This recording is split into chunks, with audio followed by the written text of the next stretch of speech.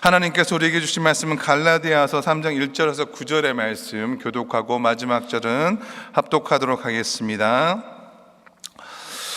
어리석도다 갈라디아 사람들아, 예수 그리스도께서 십자가에 못 박히신 것이 너희 눈앞에 밝히 보이거늘 누가 너희를 꾀더냐? 내가 너희에게서 다만 이것을 알려 하노니 너희가 성령을 받은 것이 율법의 행위로냐 혹은 듣고 믿음으로냐?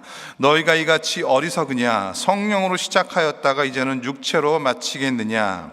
너희가 이같이 많은 괴로움을 헛되이 받았느냐? 과연 헛되냐? 너희에게 성령을 주시고 너희 가운데서 능력을 행하시는 이의 일이 율법의 행위에서냐 혹은 듣고 믿음에서냐? 아브라함이 하나님을 믿음에 그것을 그에게 의로 정하셨다 함과 같으니라. 그런즉 믿음으로 말미암은 자들은 아브라함의 자손인 줄 알지어다. 또 하나님이 이방을 믿음으로 말미암아 의로 정하실 것을 성경이 미리 알고 먼저 아브라함에게 복음을 전하되 모든 이방인이 너로 말미암아 복을 받으려 하였느니라. 같이 읽겠습니다. 그러므로 믿음으로 말미암는 자는 믿음이 있는 아브라함과 함께 복을 받느니라. 아멘. 하나님의 말씀입니다. 종종 우리는 예배나 특별 집회를 통해서 이 간증을 들을 때가 있습니다. 또 기독교 방송이나 프로그램을 통해서 많은 분들이 자신의 간증을 하게 되는 것을 보게 됩니다. 간증이 무엇입니까? 내가 어떻게 하나님을 만났는가, 또 그런 이야기를, 자기의 개인적인 삶의 이야기를 하는 것이죠. 그래서 하나님을 만나기 전과 만나기 후에 이 회심을, 그러니까 터닝 포인트에 관한 이야기를 합니다. 저도 간증이 있고 또 여러분도 간증이 있을 줄 믿습니다. 앞서 우리는 사도 바울의 간증을 들었습니다. 갈라디아서 1장 10절부터 2장 21절까지는 자신이 예수님을 만나게 된 사건과 그 후의 경험을 우리에게 들려주는데, 사실 이것이 드문 일은 아닙니다. 이미 같은 내용이 사도행전 22장과 또 26장에 있기 때문입니다. 그런데 상황은 조금 다릅니다.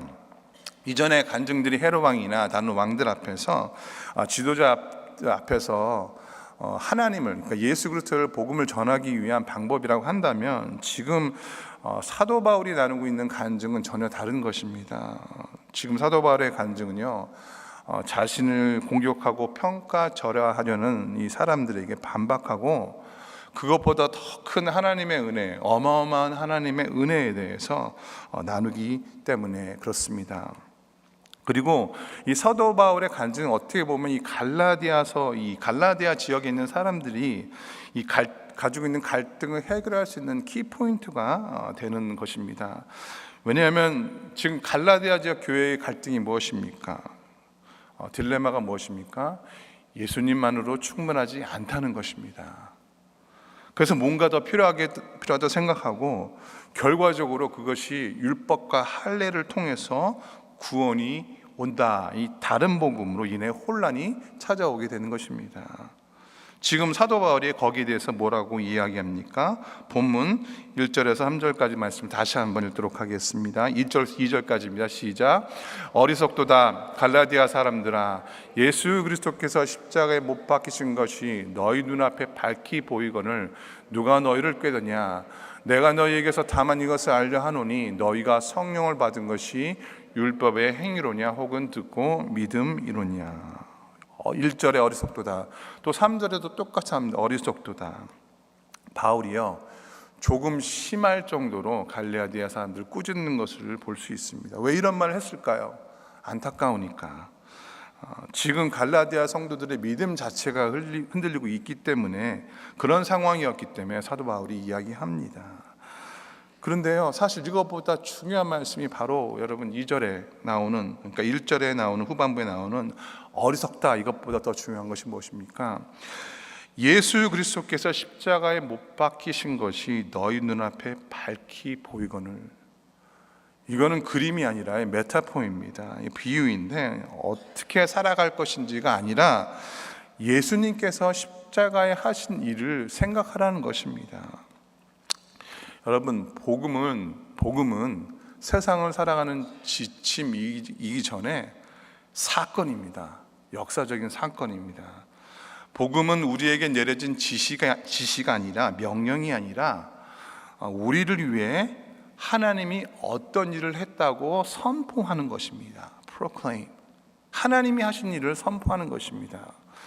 그래서 그리스도인은요, 예수에 대해서 그냥 아는 것이 아니라 십자가에 달린 그분을 보고 경험한 사람입니다. 그리고 그분이 그냥 죽으신 것이 아니라 우리를 위해서 죽으셨다는 것을 아는 사람입니다.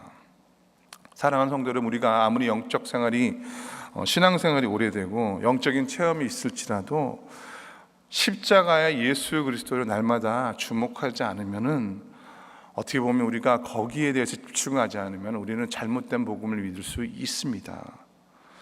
하나님께 나아가기 위한 전제 조건으로 그리스도 외에 다른 무언가를 더한다면, 다시 말해서 구원받으려면 그리스도의 은혜도 있어야 하지만 다른 것도 더 필요하다라고 말하는 것, 이거는요 다른 복음입니다.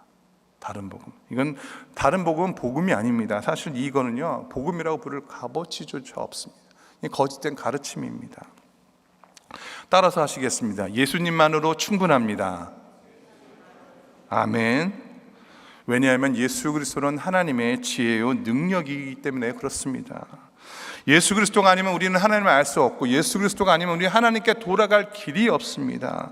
십자가, 그리스도의 십자가 외에 하나님의 은혜와 공의가 충족되는 장소가 존재하지 않습니다. 은혜와 공의를 모두 만족시킬 수 있는 유일한 장소, 바로 십자가입니다. 오늘 말씀에 나오는 성경과 율법이 만나는 지점, 그것이 십자가인데, 이 십자가를 주목하지 않으면 우리는 균형이 무너지게 되어 있다는 것입니다. 많은 사람들이 하나님을 오해하죠. 왜 그렇습니까? 어떤 사람들은요 하나님의 공의를 빼고 하나님을 이야기합니다. 그래서 사랑의 하나님이 왜 지옥을 만들었는가? 그래서 요즘은 지옥은 없다, 지옥 부재설이 존재하고요. 반대로 어떤 사람은 극단주의입니다. 뭡니까? 하나님의 사랑은 빼고 근본적인 공의만 이야기합니다. 지금 중동의 전쟁이 무엇입니까? 근본주의자들끼리 싸우는 거예요. 이슬람 근본주의자, 이스라엘 근본주의자들이 전쟁을 하고 충돌하는 거, 바로 여기에 있습니다. 하나님은 공의 하나님이시지만 또한 예수 그리스도의 십자가를 통해서 세상을 변화시키는 분이신 줄 믿습니다. 예수 그리스도의 십자가를 주목하는 사람은요, 여러분, 이단에 빠지지 않습니다. 이단은 100% 예수 그리스도 외에 다른 것을 더하거나 덜하거나 하는 것입니다. 오늘날같이 미혹해하는 가르침 많은 시대에 여러분, 예수 그리스도의 십자가를 붙잡는 것, 그러면요 비본질들이 떨어져 나가고 본질인 십자가, 여러분, 우리는 오직 십자가만 보고 증거해야 될 줄 믿습니다. 갈라디아 교인들이 그리스도의 복음을 받아들였습니다. 복음을 받아들였을 뿐 아니라 놀라운 사실은요, 이들은요 성령을 받았다고 나옵니다. 성령. 여러분, 성령은 누가 받습니까? 성령은 여러분 그냥 받는 것이 아니죠. 성령은요 예수 그리스도를 통해서 믿는 사람들이, 하나님의 자녀가, 하나님의 임재를 경험한 사람들이 성령을 받게 됩니다. 그리고 이들은 성령의 세례와 은사를 체험을 한 사람들입니다. 그런데 가만히 들어온 유대주의자들, 성령 외에 더 필요하다는 것을 받아들이게 되는 것입니다. 예수님만으로 충분하지 않고 거기에 플러스 알파가 필요하다고 하는 것인데, 그것이 바로 율법과 할례입니다. 이 두 가지를 같이 지켜야 하나님의 자녀가 된다고 하는 유대 지도자들의 주장에 대해서 갈라디아 성도들은요 어리석게도 믿음을 떠나서 그들의 복음을 따르게 되는 것이죠. 2절의 사도 바울은 이것이 어리석다고 지적하면서 성령을 받고 하나님의 자녀가 되는 것이 율법의 행위냐 아니면 복음을 듣고 믿음으로 되느냐 이야기하죠. 율법 때문에 내가 완전해져서 그것이 아니라 십자가를 통해서, 그 보혈을 통해서 거룩해졌기 때문에 내가 받을 수 있다. 그래서 성령을 받을 수 있다. 복음을 믿음으로 하나님의 자녀가 되었고, 하나님의 자녀가 되었다는 증거가 바로 성령의 임재하심이다 라고 하는 것입니다. 여러분, 성령이 임재하신다, 성령이 우리와 함께 하신다, 놀라운 사실입니다. 전혀 놀라지 않으신데 할렐루야, 놀라운 사실. 구약시대에는 상상도 못했던 일이에요. 구약시대 하나님의 영이 임한다는 건요, 사실은 감사할 일이기도 하지만 두려운 일이었습니다. 왜냐하면 자칫 잘못하면 하나님의 영광과 충돌해서 어떻게 됩니까? 죽게 됩니다. 두려운 일이었습니다.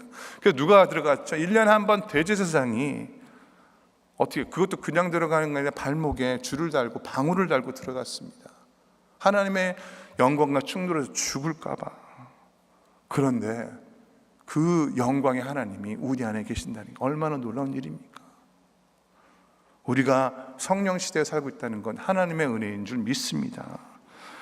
이 놀라운 축복, 영적 특권을 누리는 3절의 말씀입니다. 오늘 중요한 말씀입니다. 같이 한번 3절의 말씀 읽어보도록 하겠습니다.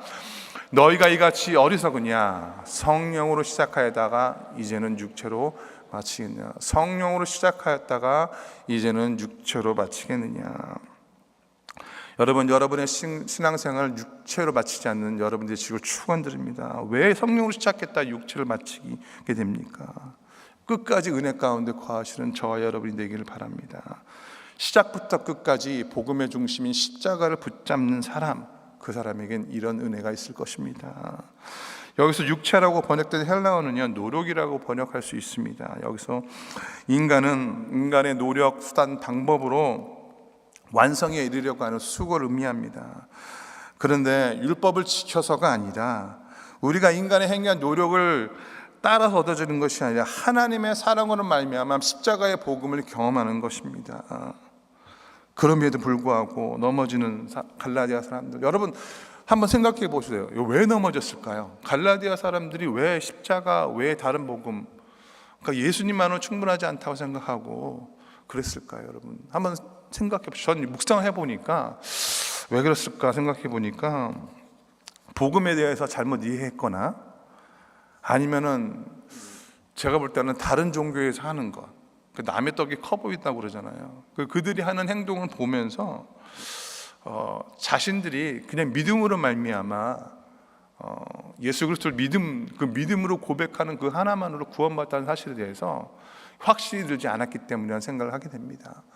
예전에 이제 아시는 분이 정통 불교셨어요. 그래서 그분이 어느 정도 불교 집안이었냐면 수영 로타리에 가면 불상을 이렇게 세워줬던 그 집안에 계셨던 그 첫째 며느리 되시는 권사님께서 이제 예수님을 믿게 되시고 제일 편안하면서 불편한 게 명절이라고 해요. 제삿날. 전에는 제사를 드린다고, 불교인데도 제사를 드리는 게 참 이상해요. 제가 이게 보면은 유교나 하여튼 한국 불교는 제대로 된 불교가 아니에요. 근데 명절 때 되면 제사를 지내잖아요. 근데 1년에도 몇 차례 드렸던 그 제사가 없어지니까 너무 편한데 또 뭔가 허전하다는 거. 이 조상들한테 이렇게 해도 되나. 그래서 제가 말씀드렸죠. 염려하지 마십시오. 예수님께서 다 갚으셨습니다. 예수님께서 다 해주셨으니까 don't worry about it. 이렇게 말씀드린 적이 있는데 그럼에도 불구하고 갈라디아 사람들이 그 과거의 행위, 율법을 바라보는 삶을 이렇게 사도 바울이 또 계속해서 얘기하며 4절과 5절 말씀입니다. 너희가 이같이 많은 괴로움을 헛되이 받았느냐? 과연 헛되냐? 너희에게 성령을 주시고 너희 가운데서 능력을 행하신 이의 일이 율법의 행위에서냐 혹은 듣고 믿음에서냐? 사도 바울은 갈라디아 교인들에게 십자가의 복음을 전했습니다. 그리고 그들은 그리스도의 복음을 통해서 하나님의 자녀가 된 것입니다. 그런데 그 믿음의 복음을 떠나서 율법의 행위에 귀를 기울이고 빠지게 되므로 그들은 예수 그리스도를 믿는 믿음, 그 믿음을 잃어버리게 되는 것이죠. 그래서 여러분, 우리가 최근에 많은 이단들, 다른 행위를 붙이는 이단들, 여러분 오늘도 결론적으로 말씀드리지만 우리가 예수 그리스도를 바라봄으로 말미암아 충분히 이겨낼 수 있는 것들입니다. 여러분, 제가 여러분에게 한번 질문해 볼까요? 여러분, 예수님만으로 충분하십니까? 아멘. 여러분에게 예수 그리스도를 믿는 믿음이 있으십니까? 아멘 소리가 없죠. 여러분, 십자가로 충분하십니까? 여러분, 그러면요, 우리가 이단이라고 말하는 것들은 사실은 이것만 빼고 이야기해요. 다른 거를 얘기합니다. 종교적인 행위를 얘기합니다. 그런데 여러분, 이 말을 잘못 해석하시면 안 됩니다. 이것이 내가 아무것도 하지 않고 예수님만 보면 다 해결된다. 아니에요. 그게 아닙니다. 이렇게 말하면 안 돼요. 주님, 저는 분노가 많습니다. 이 주님의 능력으로 이 분노를 해결해 주세요. 용서할 능력을 주세요. 그럼 분노가 해결됩니까? 절대 해결되지 않습니다. 이거를 나 자신에게 적용해야 됩니다. 자신에게 복음을요. 하나님이 우리의 분노를 치워주시거나 화가 안 나도록 훈련하는 것이 아니라 나 자신에게 물어봐야 됩니다. 어디서 십자가 밑에서 하나님, 내가 화가 나고 용서하지 못하겠지만 어떻게 해야 되겠습니까? 나의 이 마음속에 있는 근본적인 뿌리가 무엇입니까? 하나님, 말씀의 다림질로 나를 변화시켜 주십시오 하고 십자가 앞으로 나아가는 것입니다. 할렐루야. 기도하는 것입니다. 자기 자신을 돌아보는 것입니다. 여러분, 그럴 때 주시는 은혜가 무엇입니까? 화가 안 나는 것이 아니라 내가 이렇게 부족한 자구나, 연약한 자구나, 나는 죄인이구나 다시 한번 깨닫고 하나님의 은혜를 사모하게 되는 것입니다. 더욱 하나님께 매달리는 것이죠. 사랑하는 성도 여러분, 오늘 하루도요, 그 십자가에 계신 예수님을 바라보며 사시는 저와 여러분이 되시기를 예수님의 이름으로 축원드립니다. 두 번째로 사도 바울이 말하고 있는 것은 무엇입니까? 아브라함을 보라는 것입니다. 아브라함, 6절의 말씀 같이 읽도록 하겠습니다. 6절입니다. 아브라함이 하나님을 믿음에 그것을 그에게 의로 정하셨다함과 같으니라. 좀 생뚱맞죠? 예수님 얘기하다 갑자기 아브라함. 근데 이거는 절묘한 이 사도 바울의 전략입니다. 이제 바울은 아브라함이 어떻게 의롭게 되었는지 설명하는데, 지금 바울과 디베이트, 바울의 상대 파트너가 누굽니까? 아시는 것처럼 유대인입니다. 유대인의 조상이 누구죠? 아브라함입니다. 아브라함.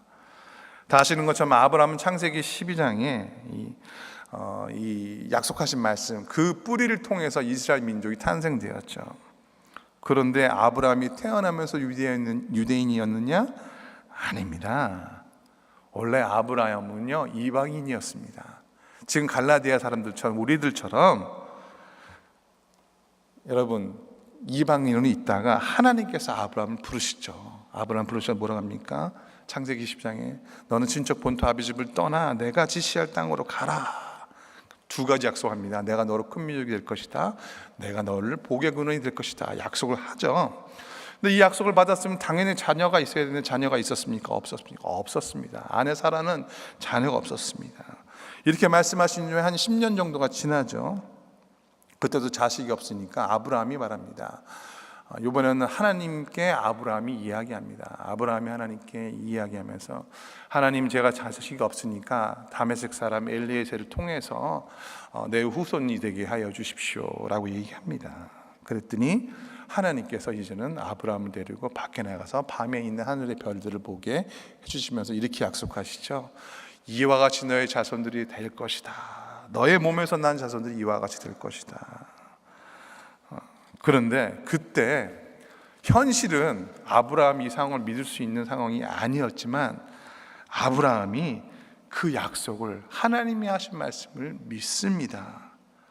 그리고 창세기 15장 6절에 뭐라고 말씀하시죠? 우리 창세기 15장 6절 말씀 같이 읽겠습니다. 시작. 아브라함이 여호와를 믿으니 여호와께서 이를 그의 의로 여기시고. 아브라함이 할례를 해서, 아브라함이 율법을 통해서, 여러분 할례는요 나중에 20몇 년 뒤에 나오고요, 율법은 430년 뒤에 나오게 됩니다. 하나님께서는 할례가 아니라, 율법이 아니라 아브라함이 하나님을 믿는 믿음을 보시고 의롭게 하셨다라고 하신 것입니다. 여러분, 이 부분이 중요합니다. 아브라함이 어떻게 의롭다 하심을 받았는가? 의롭다 하심을 받았는가? 하나님을 믿어서 의롭다 하심을 받았는데요, 어느 주석에서는 그렇게 합니다. 그러니까 아브라함이 하나님을 믿었는지 안 믿었는지 확신할 수 없다. 그러나 중요한 사실은 하나님은 아브라함을 의롭게 하셨다. 아브라함이 뭐가 있어서? 아니요. 그냥 아브라함 믿으니까. 이스라엘을 가면요 참 좋습니다. 제가 이제 이스라엘 가보니까 너무 좋은데, 근데 사람은 별로 안 좋아요. 이스라엘 가면은 굉장히 불편합니다. 가면 누굴 만나면 이 정통 유대인들인데, 사진 한번 보여주십시오. 사진. 이분들 만나요. 그래서 저렇게 뭐 모자 쓰고 수염 기르고. 이분들은 특징이 있습니다. 절대 저희들과 눈 맞추지 않습니다. 눈 맞추지 않으면 좀 그 정도면 괜찮겠는데 그냥 완전히 무시합니다. 없는 사람 취급, 얘기도 안 하려고 해요. 같이 뭐 밥을 먹거나 그렇게 하지 않습니다. 저를 없는 사람 취급하는데, 한 번은 이 이방인 금지 지역에 들어갔다가 정말 돌 맞아 죽을 뻔했습니다. 저랑 이제 정윤수 목사님 같이 모르고 들어갔다가 사인을 못 보고 들어갔는데, 이 통곡의벽에 거기 이방인 금지 지역이 있어요. 너희들이 들어오면 죽게 될 것이다라고 경고문이 있어요. 근데 모르고 이렇게 들어갔다가 정말 저희는 극대노한 유대인들 랍비를 봤는데, 이들은요 이방인 다 무시합니다. 왜냐? 우리만 아브라함의 자손이다. 우리는 정통 유대인이다. 근데 오늘 바울은 누가 이야기합니다. 누가 아브라함의 자손인가? 누가 아브라함의 자손인가? 그 유대인들은 자신들은 아브라함의 자손이라고 생각하고 다른 사람들은 그렇지 않다고 생각하는데, 오늘 사도 바울은 이렇게 이야기합니다. 7절의 말씀을 같이 읽겠습니다. 그런즉 믿음으로 말미암은 자들은 아브라함의 자손인 줄 알지어다. 아멘. 누가 아브라함의 자손입니까? 믿음으로 의롭다 함을 받은 사람입니다. 그리고 우리가 아는 것처럼 아브라함의 자손을 통해서 예수 그리스도를 믿는 그 믿음으로 우리 역시 의롭다 함을 받게 된 것입니다. 육체적으로가 아니라 영적인 자손, 즉 아브라함과 같은 믿음을 가진 것이 중요하다는 것입니다. 마지막으로 8절과 9절에 사도 바울은 이렇게 설명합니다. 같이 8절과 9절 읽고 말씀을 맺도록 하겠습니다. 또 하나님이 이방을 믿음으로 말미암아 의로 정하실 것을 성경이 미리 알고 먼저 아브라함에게 복음을 전하되 모든 이방인이 너로 말미암아 복을 받으리라 하셨느니라. 그러므로 믿음으로 말미암는 자는 믿음이 있는 아브라함께 복을 받느니라. 아멘. 아멘. 모든 이방인이 너로 말미암아 복을 받는데 믿음이 있는 아브라함이라는 표현을 했습니다. 그 믿음 있는 아브라함과 같이 예수 그리스도를 믿는 믿음을 통해서 이방 사람들이 복을 받고 하나님의 자녀가 된다고 하는 이 놀라운 은혜의 말씀을 전해주는 것입니다. 여러분, 누가 아브라함의 자손이 되는 것입니까? 복음서에 보면 바리새인과 서기관들이 요단강에서 세례를 주는 요한을 향해서 못마땅하게 얘기하는 장면이 나오죠. 거기서 세례 요한에게 어떻게 이방인에게 세례를 줄 수 있는가? 그때 세례 요한이 마태복음 3장 9절에 이런 말을 합니다. 속으로 아브라함이 우리 조상이라고 생각하지 말라. 내가 너에게 이르노니 하나님이 능히 이 돌들로도 아브라함의 자손이 되게 하시리라. 무엇입니까? 돌들로도 아브라함의 자손인데 중요한 것은 너희가 가지고 있는 믿음이다라는 것입니다. 우리가 가지고 있는 예수 그리스도의 복음을 통한 믿음이 중요하다라는 것입니다. 사랑하는 성도 여러분, 혈통을 따라 우린 유대인이다, 아브라함의 자손을 말하는 것이 아니라는 것입니다. 세례 요한도 증명하고 있고요. 그래서 오늘 하루의 삶 속에서도 여러분 예수 그리스도를 믿는 그 믿음, 그 복음으로 사시는 저와 여러분이 되시기를 예수님의 이름으로 축원드립니다. 세상에 와서 세상에 있는 것들로 교회에 와서 믿음을 생활을 하려고 생각하지 마십시오. 여러분, 우리가 이 교회에 와서 믿음 생활하는 것은 영적인 하나님의 나라를 위한 생활이지 세상에 있는 것과 접목시켜서 그것을 우리 생각대로 원하고 살려고 하는 것이 아닙니다. 중요한 것은 우리가 계속해서 생각하고 묵상해야 되는 무엇입니까? 예수 그리스도의 십자가를 바라보면서 순간마다 때마다 하나님, 내가 어떻게 살아야 됩니까? 내가 어떻게 믿음 생활을 가져야 됩니까? 사람을 만날 때, 식사를 할 때, 운전을 할 때, 그 어느 순간에도 여러분 예수 그리스도를 생각하시면서 묵상하시는 하루가 되시길 예수님의 이름으로 축원드립니다. 우리 같이 기도하도록 하겠습니다. 하나님, 오늘 바울이 성령으로 시작해 육체로 마치는 것이 어리석다고 이야기합니다. 하나님, 우리가 그러지 않나 다시 한번 돌아보기를 원합니다.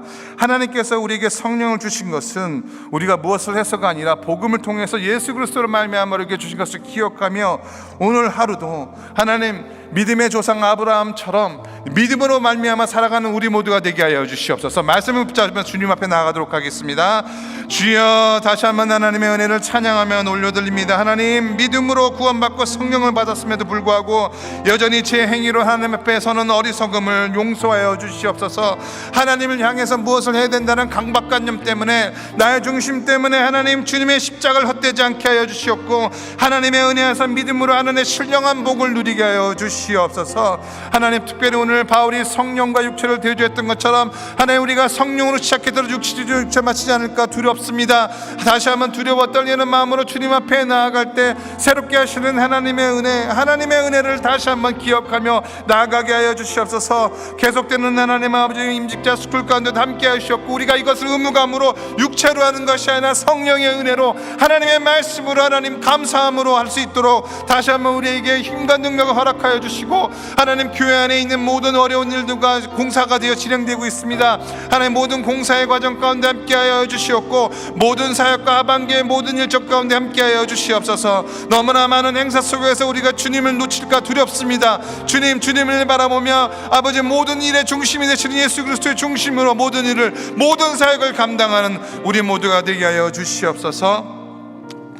하나님, 믿음으로 구원받고 성령을 받았음에도 불구하고 여전히 우리의 행위로 하나님 앞에 서려는 어리석음을 용서하여 주시옵고, 혹시라도 우리가 성령으로 시작해다 육체를 마치지 않는가 두려워 떠는 마음으로 주님 앞에 섭니다.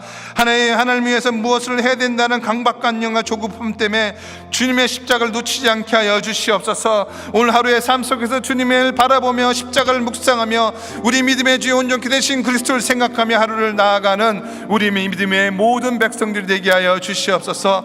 계속되는 임직자 스쿨 가운데 함께 하여 주시옵고, 하나님, 이것이 우리 단지 의무감이나 하나님 어떤 프로그램 때문에 하는 것이 아니라 하나님을 사랑하는 마음으로 예수 그리스도께서 우리에게 주신 그 은혜의 구원을 아버지 값진 마음으로 감사함으로 하나님 우리가 나아갈 수 있는 우리 모두가 되게 하여 주시옵소서. 이제는 우리 주 예수 그리스도의 은혜와 하나님 아버지 극진하신 사랑과 성령님의 감동 감화 역사하심이 오늘도 그리스도의 십자가를 바라보고 다짐하는 모든 주의 백성들에게 지금부터 영원까지 함께 계시기를 간절히 축원하옵나이다. 아멘.